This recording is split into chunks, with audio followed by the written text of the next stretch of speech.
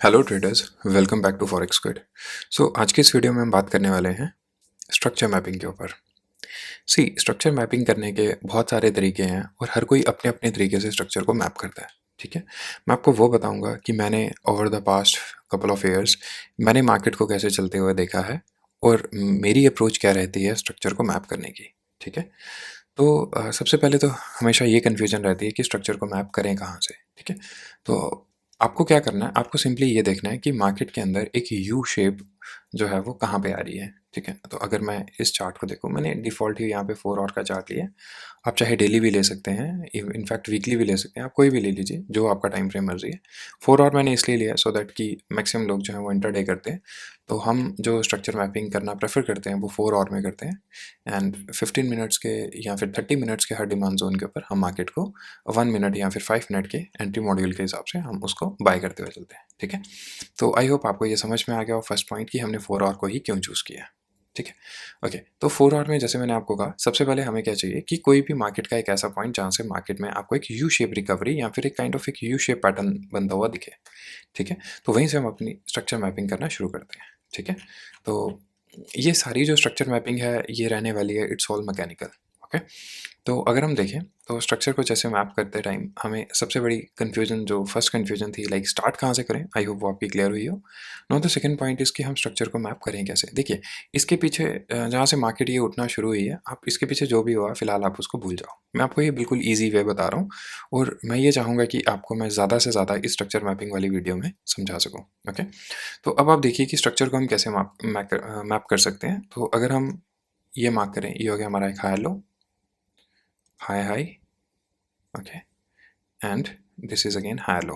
Okay, अब मैंने इसको हाई लो क्यों मार्क किया, लेट मी शो यू।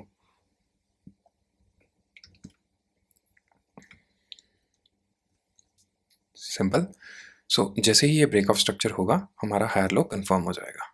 ठीक है, और हायर हाई हमारा कब कंफर्म होगा, जब मार्केट मिनिमम 38% का पुल बैक ले। ओके, तो अगर हम इस लो से इस हाई तक फिब को ड्रॉ करें तो हम देखेंगे ये 38 का हमारा जो फॉर्मूला है या फिर 38 की जो हमारी एक मिनिमम रिक्वायरमेंट है उसको फुलफिल नहीं करा।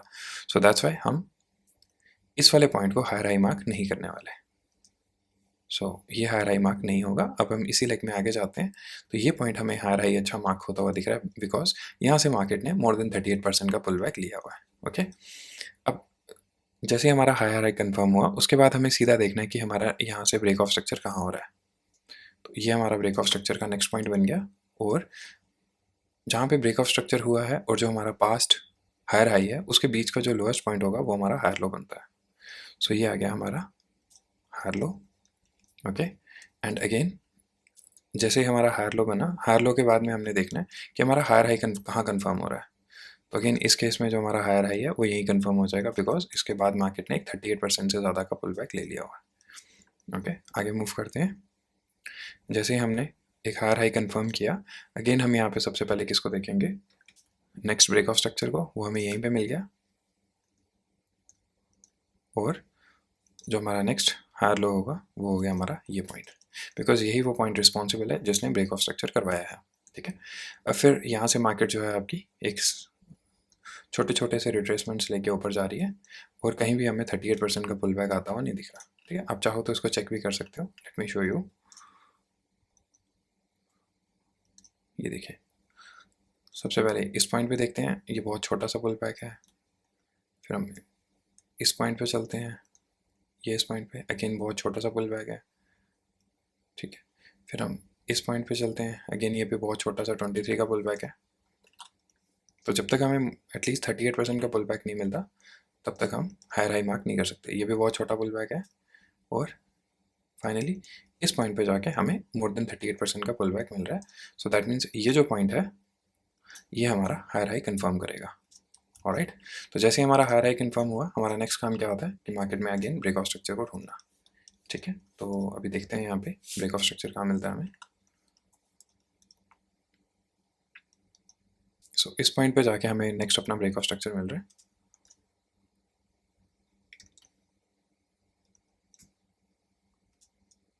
जैसे मैंने बताया कि जब हम ब्रेक ऑफ स्ट्रक्चर करते हैं तो इसके बीच में जो हमारा लोएस्ट पॉइंट होता है वही हमारा हायर लो कहलाता है। ठीक है। So this becomes our new higher low, और हायर हाई कंफर्म करने के लिए again we need 30% pull back. So जो हमारा नेक्स्ट हायर हाई बनेगा वो ये बनेगा, सो दैट यहाँ से ये 38% का पुल बैक जो है ये कंफर्म हो रहा है। ठीक है।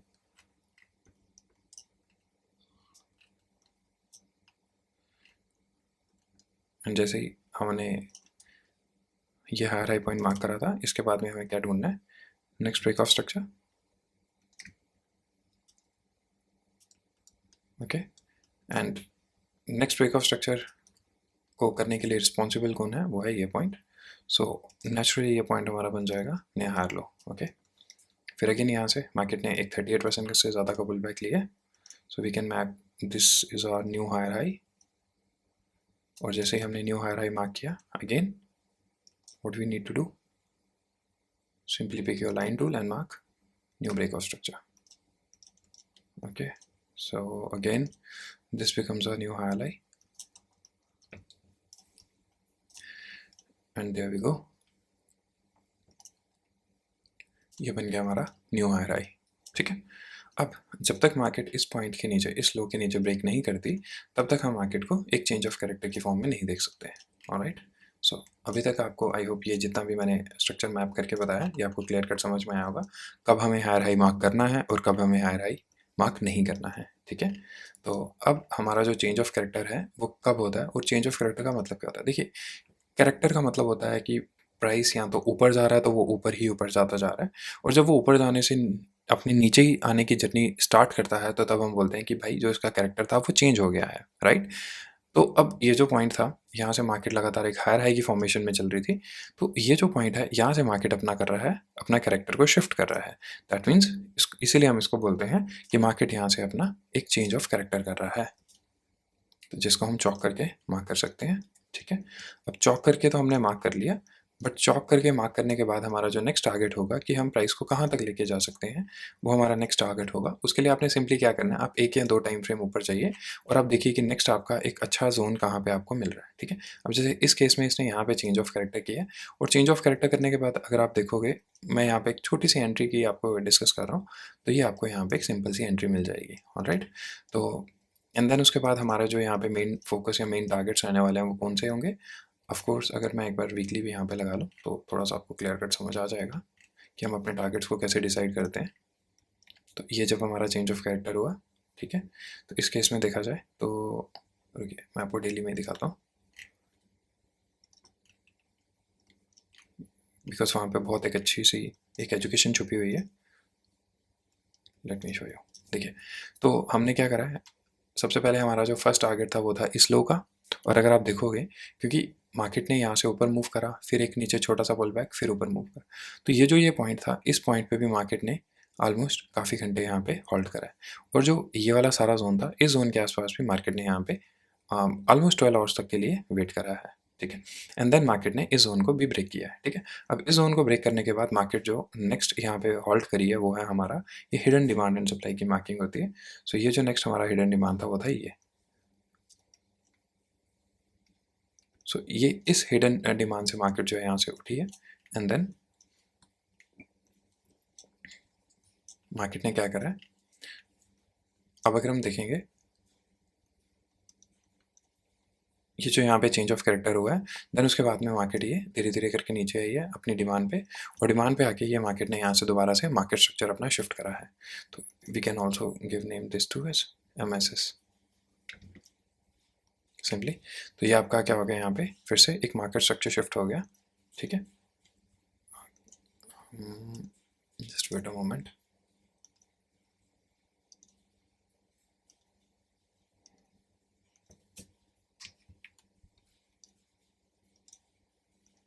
Okay, so this becomes our new market structure shift. ठीक है। तो जैसे ही just give me a moment, ये 4 और में आना था हमें, ये डेली में कर दिया।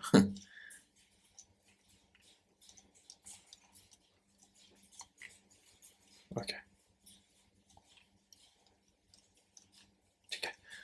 तो ये जो 4 आवर के अकॉर्डिंगली हमारा जो मार्केट स्ट्रक्चर शिफ्ट होने वाला है वो कुछ इस पॉइंट पे होने वाला है। ठीक है। So this becomes a market structure shift point. अगर आपको याद होगा, मैंने आपको शायद लास्ट एक आई थिंक 1 या 2 वीडियोस पहले आपको कहा था कि जब भी मार्केट एक छोटे पुल बैक को लेती है, जैसे यहाँ से मार्केट ने एक बड़ा मूव करा और एक छोटा सा पुल बैक लिया है, वापस से नीचे आई और फिर इसके ऊपर इसने ब्रेक करा है, तो ये जो इसने अपने स्ट्रक्चर को शिफ्ट करा है, राइट? तो हमें ऐसे केस में क्या करना चाहिए, जब पुल बैक छोटा हो उस केस में हमें दोबारा से एक बार ब्रेक ऑफ स्ट्रक्चर करा लेना चाहिए।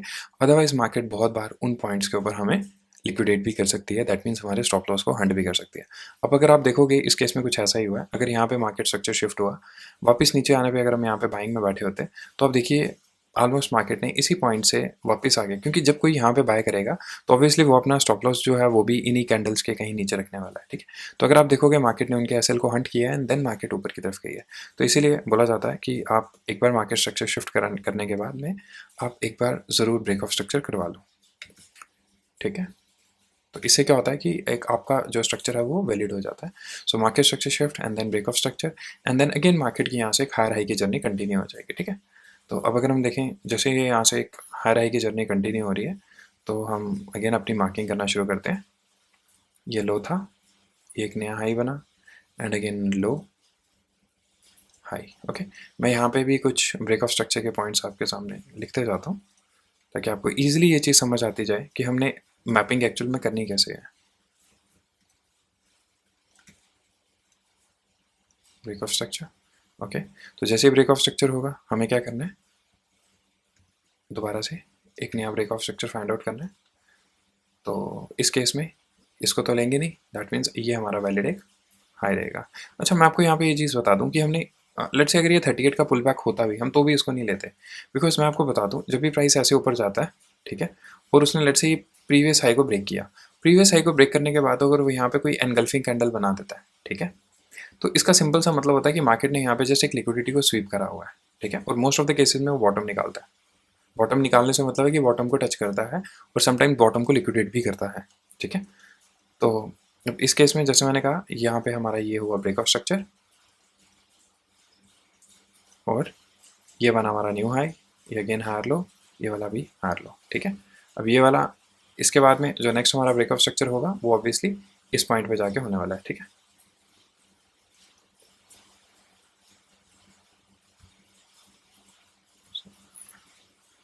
New break of structure,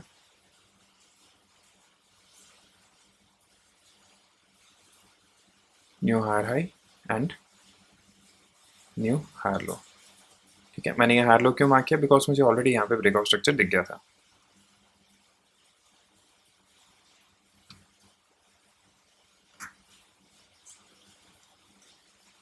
okay, ठीक है।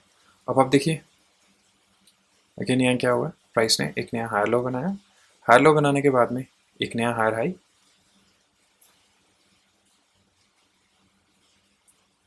ठीक है, एंड देन अगेन एक हायर लो और अगेन एक हायर हाई। ऑल्दो ये भी मुझे कुछ लिक्विडेट होता हुआ दिख रहा है, बट चलो इसके बारे में फिर हम नेक्स्ट वीडियोस में बात करेंगे।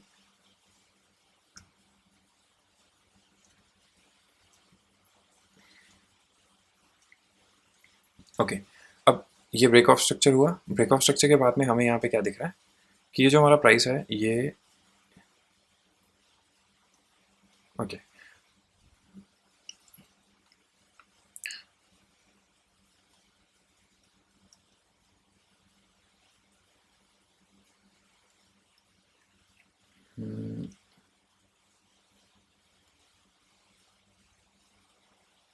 ठीक है।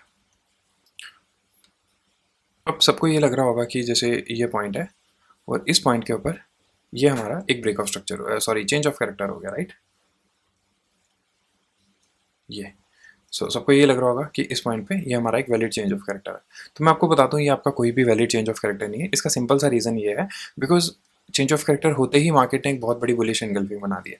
तो ये मोस्टली मार्केट के अंदर एक ट्रैप होता है, आपको ये सिनेरियोस थोड़े से याद रखने पड़ेंगे क्योंकि हम हर चीज़ को मतलब एक रूल्स के बेस में हम बिल्कुल डेफिनेटली डाल सकते हैं, बट बहुत सारी चीज़ें ऐसी भी होती हैं जो आप एक्सपीरियंस के थ्रू सीखते हो। तो ये वही चीज़ है जो मैं आपको एक्सपीरियंस के थ्रू सिखा रहा हूँ। मार्केट को इतनी देर देखते हुए मेरे को ये चीज़ समझ में आई है कि जब जब मार्केट अपने लोज के पास में या हाइस के पास में जाके कुछ ऐसा स्ट्रक्चर फॉर्म करता है तो मार्केट उस मोस्टली उन केसेस में वो जस्ट एक ट्रैप होता है और कुछ नहीं। जैसे अगर आपको याद होगा मैंने इस केस के लिए भी आपको बताया कि ये जस्ट एक लिक्विडेशन हुई है और ये जो प्राइस यहाँ पे टैप करा है बार बार मल्टीपल टाइम्स, तो ये जस्ट एक लिक्विडेशन की वजह से हुई है। अब आप बोल रहे होगे कि हमें तो यहाँ पे कोई लिक्विडेशन नहीं दिख रही, हमें तो एक कैंडल ब्रेक हुई, उसके बाद में नेक्स्ट एक और कैंडल काइंड ऑफ इनसाइड, और देन उसके बाद में एक और कैंडल ने ब्रेक थ्रू कराया, ठीक है। तो अगर मैं आपको इसी चार्ट को मैं अगर आपको ये डेली में दिखाऊँ, ठीक है, तो क्योंकि एक हाई टाइम फ्रेम का अगर आप यहाँ पे देखोगे, ये देखिए सी, तो अगेन अगर हम यहाँ पे भी देखें तो आप देखिए कितना नीट एंड क्लीन यहाँ पे आपको एक लिक्विडेशन दिख रही है, ठीक है। तो इसलिए मैं आपको कह रहा था कि जब भी प्राइस क्या करता है, एक मतलब जब प्रीवियस हाई को ब्रेक करता है और उसके बाद में हमें कुछ इस तरीके का फॉर्मेशन देता है, राइट, अगर ऊपर से ये कुछ ऐसे विक बना के नीचे आ रहा है या फिर पूरी प्रॉपर एनगल्फिंग दे दे, तो दैट मीन्स इसका मतलब यही होता है कि मोस्ट ऑफ द केसेस में प्राइस जो है वो उस लो को टच करने वाला है या फिर उस लो को भी लिक्विडेट करने वाला जाके, ठीक है। तो मैं एक बार जरा इसको हटा दूँ।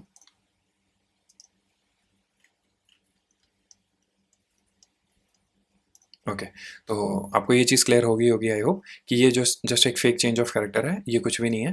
तो इसलिए इस केस में ये जो हमारा हायर लो है, हम इसको भी हटा देते हैं। The reason is quite simple कि बिकॉज ये एक फेक चेंज ऑफ कैरेक्टर है, इसमें कुछ भी नहीं ऐसा रखा हुआ, ठीक है। एंड अगर चलो इसको मार्क करना है, मैं मार्क करके छोड़ देता हूँ, जैसे मैं यहाँ छोड़ देता हूँ। ओके, तो अब उसके बाद क्या हो रहा है, प्राइस यहाँ से धीरे धीरे करके नीचे आ रहा है। ओके, तो जैसे प्राइस यहाँ से नीचे आया, सो अगेन हमारा जो मेन लो है वो ये वाला रहने वाला है, बिकॉज वो जैसे एक फेक मूव था, ये एक ट्रैप था और कुछ भी नहीं। तो जो नेक्स्ट हमारा मेन लो रहने वाला है वो ये रहने वाला है, और इसको हम तभी मार्क करेंगे ये वाले लो को अगर हमारा यहाँ से ब्रेक ऑफ स्ट्रक्चर होता है ऊपर की तरफ का। ओके, वो ब्रेक ऑफ स्ट्रक्चर हो गया।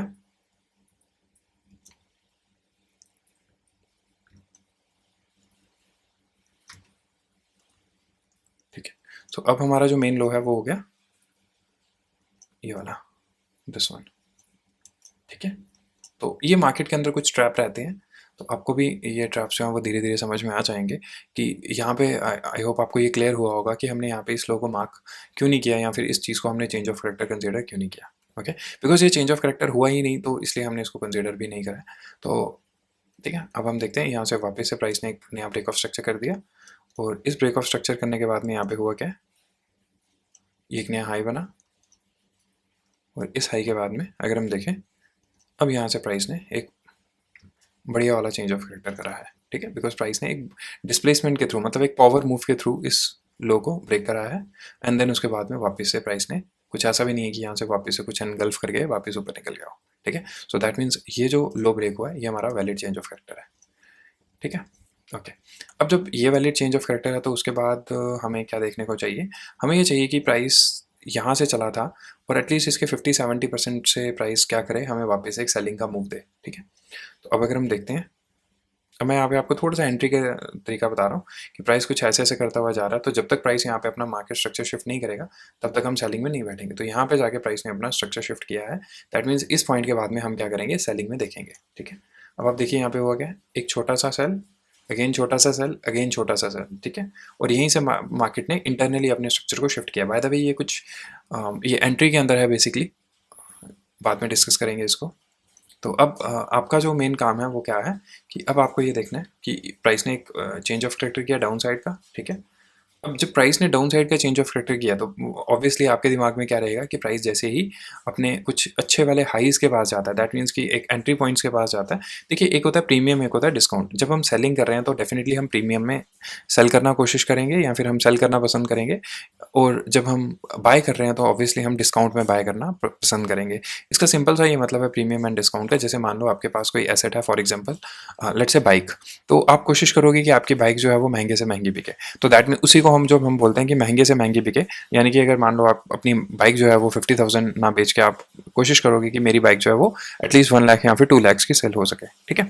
तो 50,000 का बेचना मतलब कि आपने काफ़ी बेकार कोड़ी के भाव में अपनी बाइक बेच दी है।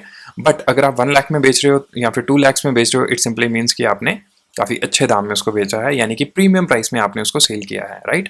तो सेम इसी तरीके से जब हम सेल करते हैं तो we try to sell it in the premium area, और जब हम बाय करते हैं तो we try to buy it in the discount area. और डिस्काउंट का सिंपली से यहाँ पे यह मतलब है कि जब भी हम कोई चीज़ खरीदने जाते हैं तो हम कोशिश करते हैं कि हमें वो सस्ती से सस्ती मिल सके, ठीक है। तो अब बिकॉज यहाँ से प्राइस ने एक डाउन साइड का चेंज ऑफ कैरेक्टर किया है, तो आपका जो प्रीमियम एरिया होगा वो क्या होगा, 50% के ऊपर। तो ये जो 50% ये बीच में ये जो आपको येलो लाइन दिख रही है, इसके ऊपर का सारा एरिया जो है ये प्रीमियम एरिया है, ओके। और जब हम बाय करते हैं, सो बाइंग साइड में जब हम ऐसे करके बाय करते हैं तो बाइंग साइड में 50% के नीचे का सारा एरिया इसको डिस्काउंटेड एरिया बोलते हैं। ओके, इस केस में भी सेम यही रहेगा। तो आपकी भी यहाँ पे कोशिश क्या होगी कि जब मार्केट अपने प्रीमियम एरिया में आए वहाँ पे हम सेल करें, ठीक है। बट अगर हम यहाँ पे देखें तो मार्केट ने हमें जो एक्चुअल में एंट्री दी है, जो अपना स्ट्रक्चर शिफ्ट वगैरह ये सब करा है, वो करा है इस एरिया से, ठीक है। ऑलमोस्ट बहुत ज़्यादा प्रीमियम एरिया से यहाँ से स्ट्रक्चर शिफ्ट करके इसने छोटी सी एक हमें काइंड ऑफ हम कह सकते हैं प्रॉफिट दिया है। बट ऑफकोर्स इस ट्रेड में हमारा जो मेन टारगेट था वो हमारा टारगेट होता है एटलीस्ट इस लो को टारगेट करना, ठीक है। इस लो को टारगेट करना। देखिए अब ये जो लो है आपका क्यों हंट नहीं हुआ, इसके पीछे मल्टीपल रीजंस हैं। और इसके पीछे मल्टीपल रीजंस इसलिए हैं बिकॉज आपने यहाँ पे टॉप डाउन एनालिसिस नहीं करा हुआ है। अब टॉप डाउन एनालिसिस क्या होता है नेक्स्ट आने वाली वीडियोस में मैं आपको वो भी ज़रूर सिखाऊंगा।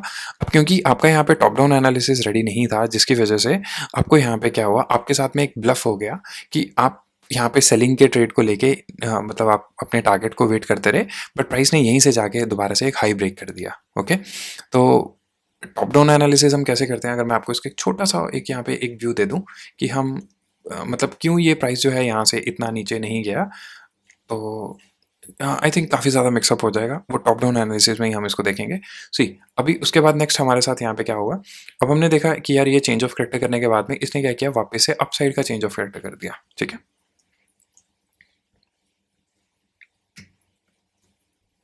ओके, तो जब इसने वापस से अपसाइड्स का चेंज ऑफ कैरेक्टर किया, दैट मीन्स कि अब हम यहाँ से अगेन प्राइस में क्या देखेंगे, सिर्फ बाइंग ढूंढेंगे। ओके, तो जैसे ही प्राइस ने प्रीवियस हाई के ऊपर क्लोजिंग दी, यानी कि प्राइस अपनी एक्सटेंडेड रेंज में चला गया है, तो जैसे ही प्राइस अपने एक्सटेंडेड रेंज में जाता है वहाँ से क्या होता है कि प्राइस के अंदर एक पुल बैक देखने को मिलता है, ठीक है। सो वही पुल बैक यहाँ पे भी देखने को मिला। और पुल बैक कहाँ तक मिलेगा आपको, एटलीस्ट हम जैसे हमने बात करी कि हमें डिस्काउंटेड एरिया में मिलना चाहिए, तो जो हमारा डिस्काउंटेड एरिया होगा वो होगा ऑफकोर्स 50% के नीचे या फिर 50% पे। तो अगर हम यहाँ देखें तो यस, तो हमें ये ऑलमोस्ट 50% पे प्राइस मिला है एंड देन यहाँ से प्राइस ने अगेन रैली करी है अपसाइड की, ठीक है। तो आई होप ये चीज़ आपको क्लियर हुई हो कि कैसे हम मार्केट को स्ट्रक्चर को मैप करते हैं, कैसे हम चीज़ों को चार्ट्स के ऊपर समझते हैं। तो ये हमारा नेक्स्ट हायर हाई पॉइंट बना, ये हमारा नेक्स्ट हायर लो पॉइंट बना एंड अगेन यहाँ से इस पॉइंट पे हम देखेंगे। सो ये बना हमारा next break of structure. Okay, तो ये थी बेसिकली आज की वीडियो कि हम कैसे स्ट्रक्चर को मैप कर सकते हैं, कैसे हम इन सारी चीज़ों को लाइक इंट्यूटिवली देखें ताकि हम चार्ट्स के ऊपर इसको बेहतर तरीके से एनालाइज कर सकें।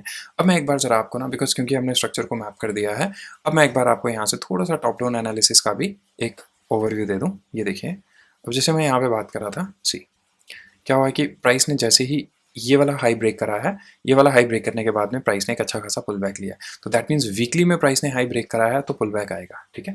और जैसे वीकली में यहाँ से प्राइस ने क्या करा, प्राइस यहाँ से ऊपर गया, ओके, अगेन एक छोटा सा पुल बैक एंड देन ऊपर। तो ये जो हमारा चेंज ऑफ डाउन साइड का change of fake change of character करने वाली स्टोरी थी, मैं आपको वो दिखाता हूँ। अब ये देखिए यहाँ पे क्या हुआ है, प्राइस ऊपर गया, पुल बैक लिया, वापस ऊपर गया, पुल बैक लिया, ठीक है, वापस ऊपर गया। और अगर आप देखोगे यहाँ से ना, इसका ऊपर जाने का आप तरीका देखना, ये देखिए ये प्राइस यहाँ से ऊपर गया, एक छोटा सा पुल बैक, फिर ऊपर गया, अगेन छोटा सा पुल बैक। तो काइंड ऑफ यहाँ पे ना इसने एक डबल बॉटम पैटर्न बना दिया। अगर मैं आपको इसमें दिखाऊं तो अब आपको शायद दिख रहा होगा, ये एक बार और ये दूसरी बार, तो ये काइंड ऑफ यहाँ पे डबल बॉटम पैटर्न इसने बनाया था, ठीक है। तो जब भी मार्केट के अंदर डबल बॉटम पैटर्न बनता है आज के टाइम पे, तो उसके नीचे होती है बहुत सारी लिक्विडिटी, बिकॉज हर किसी को ये लगता है अरे भाई डबल बॉटम बन गया तो अब तो पैसा ही पैसा है यहाँ से, ठीक है। और अगर आप देखोगे यहाँ पे मार्केट ने कितना प्यारे तरीके से ट्रैप किया सबको, लेट मी शो यू। ये एक डबल बॉटम बना, सॉरी डबल बॉटम, और डबल बॉटम के बाद में आप देखो प्राइस ने सिंपली क्या करा है, जस्ट एक काम करते हैं इसको हम, क्योंकि ये सब तो मार्किंग होगी हमारी, स्पेशली मैं इस एरिया से ना ज़रा इसको रिमूव करता हूँ, ठीक है। अब आप देखिए यहाँ पे क्या हुआ है, एक double bottom pattern, double bottom और नेकलाइन का ब्रेकआउट,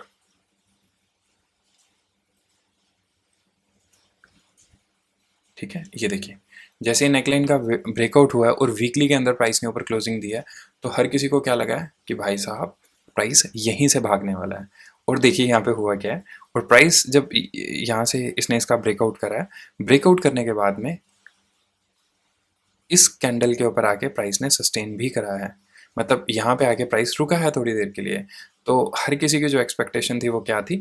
अब अगर आप यहाँ इस कैंडल को भी ध्यान से देखो तो प्राइस ने लिक्विडेट भी करा है, बट लिक्विडेशन के बाद भी यहाँ पे क्या हुआ है कि अगर आप देखो लिक्विडेशन हुई, ये सब का सब एक्चुअली ये एक फेक ट्रैप था, क्योंकि अगर हम यहाँ पे एक्चुअल डिमांड जोन मार्क करने जाए तो वो जोन यहाँ तक होता है। तो अब देखो इसी जोन के अंदर प्राइस जो है थोड़ा सा मूव करा है, एक 2 वीक तक प्राइस ने होल्ड करा है, एंड देन उसके बाद में प्राइस ने नीचे की तरफ डाउनवर्ड मूव दिया है। अब ये जो एक रीज़न है कि क्यों ऐसा हुआ है, बिकॉज जैसे मैंने बताया ये एक आप काइंड ऑफ आपका बना था डबल बॉटम पैटर्न, ठीक है। और डबल बॉटम के नीचे क्या होती है, जैसे मैंने बताया डबल बॉटम के नीचे होती है लिक्विडिटी, मतलब बहुत सारी लिक्विडिटी। तो इस पर्टिकुलर केस में यहाँ पे थी सेल साइड लिक्विडिटी पड़ी, मैं सिंपली यहाँ पे इसको लिक्विडिटी से मार्क कर देता हूँ। तो यहाँ पे थी लिक्विडिटी, इसी लिक्विडिटी को प्राइस ने हंट किया एंड देन प्राइस ने अपनी ऊपर की जर्नी कंटिन्यू किया। तो कहने का मतलब ये है कि हमें इस पर्टिकुलर प्राइस बिहेवियर से क्या चीज़ समझ में आती है कि जो आपका डबल बॉटम हो गया या फिर ट्रिपल बॉटम हो गया या हेड एंड शोल्डर, कोई भी पैटर्न है, इसको मार्केट में आपको हर जगह अप्लाई नहीं करना है। आपको ये किसी जोन के अंदर एंट्रीज के लिए आप इन पैटर्न्स को फाइंड आउट करिए, तो वहाँ पे आपको ये बहुत ज़्यादा हेल्पफुल मिलेगा। वहाँ पे आपको ये बहुत अच्छा रिस्क टू रिवॉर्ड भी देगा, वहाँ पे आपको ये बहुत अच्छा रिजल्ट्स भी देगा। ऑलराइट, तो यही ऑल इन ऑल मेरा यहाँ पे आज के इस ट्रेडिंग जर्नी से, या फिर मैं कह सकता हूँ कि इस ट्रेडिंग सेशन से मेरा ऑल इन ऑल यही एक आपको मैसेज देना था कि अगर आपको ये जितने भी चार्ट पैटर्न्स हैं अगर आपको वो फिगर आउट करने हैं तो आप उनको वो डिमांड या फिर सप्लाई जोन्स के अंदर फाइंड आउट करिए, वहाँ पे आपको ये बहुत ही बेहतरीन रिजल्ट्स देंगे। बट अगर आपको इनको चार्ट्स के ऊपर हर कहीं बनाने लग जाओगे तो आपके साथ यही होगा जो यहाँ पे सबके साथ हुआ है, ठीक है।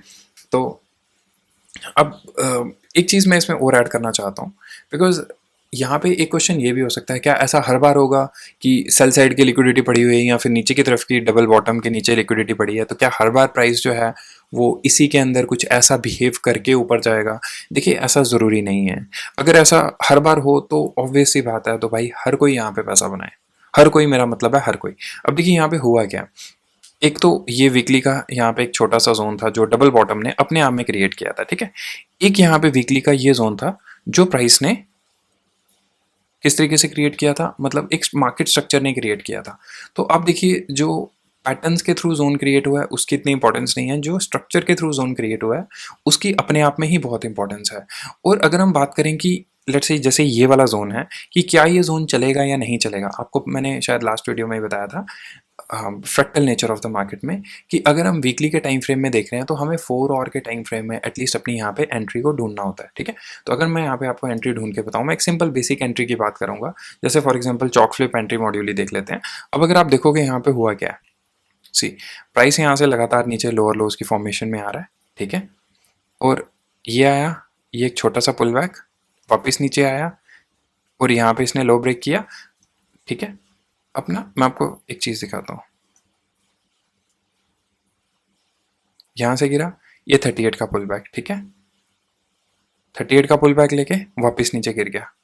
ये मैंने आपको इसलिए बताया कि ये आपका मेन पॉइंट है जहाँ से आपका मार्केट स्ट्रक्चर शिफ्ट होता है, ओके। अब आप देखो यहाँ पे क्या हुआ है,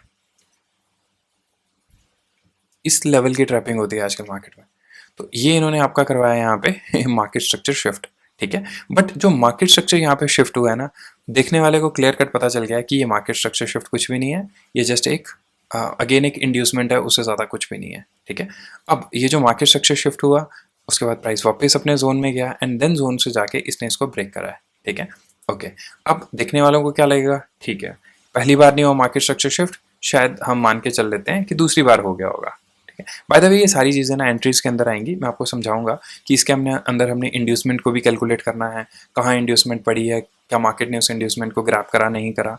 तो अब जैसे यहाँ पे सिर्फ जस्ट एक ये लिक्विडिटी को स्वीप करा है, तो ये सारी चीज़ें बाय द वे आप आने वाले टाइम पे आप देखोगे। बट मैं आपको यहाँ पे बस इतना क्लियर करना चाह रहा हूँ कि अगर ये यहाँ पे मार्केट स्ट्रक्चर शिफ्ट हुआ अभी, ठीक है, जैसे अगर आप इसको एक वैलिड मार्केट स्ट्रक्चर शिफ्ट भी मानते हो, ठीक, बिकॉज 38% का पुल बैक था, तो 38% के पुल बैक के बाद में अगर मार्केट स्ट्रक्चर शिफ्ट होता भी है तो मैं आपको क्या बोलता हूँ, एटलीस्ट उसके बाद आप एक बार तो ज़रूर ब्रेक ऑफ स्ट्रक्चर करवा लीजिए। तो अब देखिए यहाँ पे क्या हुआ है, इसके बाद में मार्केट ने एक बार और अगर आप ब्रेक ऑफ स्ट्रक्चर के लिए बैठे होते तो आप कभी भी यहाँ पे गलत एंट्री नहीं लेते, ठीक है। तो यहाँ पे क्या हुआ, मार्केट स्ट्रक्चर शिफ्ट के बाद में ब्रेक ऑफ स्ट्रक्चर नहीं हुआ है और जिसका रिजल्ट ये हुआ कि मार्केट यहाँ से सीधा वन वे नीचे चली गई है, ठीक है। सो आई होप ये एंट्री पैटर्न, एक मैंने जस्ट आपको एक छोटा सा सिंपली एक ओवरव्यू दिया है, एंट्रीज़ की जब हम बात करेंगे तो क्योंकि एंट्री का अपने आप में ही एक इतना बड़ा टॉपिक है कि मुझे उसके सिर्फ एंट्री के लिए ही हो सकता है 3 से 4 वीडियोज़ बनानी पड़े, राइट? क्योंकि एंट्रीज़ अपने आप में बहुत कॉम्प्लेक्स हैं। मार्केट में सब कुछ ईज़ी है, ज़ोन मार्किंग आसान है, आप फिब के ऊपर ट्रेड ले लो, डिमांड सप्लाई, ऑर्डर ब्लॉक्स, ये हर कहीं अवेलेबल है पूरी यूट्यूब पे। बट एंट्रीज़ एक इतने आप अपने आप में ही इतना कॉम्प्लेक्स टॉपिक है कि उसको समझाना और उसको इम्प्लीमेंट करना वो बहुत ज़्यादा कॉम्प्लेक्स रहने वाला है। तो हम कोशिश करेंगे धीरे-धीरे उनके ऊपर भी मैं वीडियोज़ लेते आऊँगा एंट्री मॉड्यूल्स के ऊपर भी। तो बस आज की इस वीडियो में इतना ही। आई होप इस मार्केट स्ट्रक्चर मैपिंग वाली वीडियो से आपने बहुत कुछ सीखा हो। तो आने वाली टाइम पे भी हम और भी बहुत सारे चार्ट्स के ऊपर स्ट्रक्चर मैपिंग करते रहेंगे और मैं ज़रूर आपको अपडेट करते रहूँगा that how to map the structure. Thanks.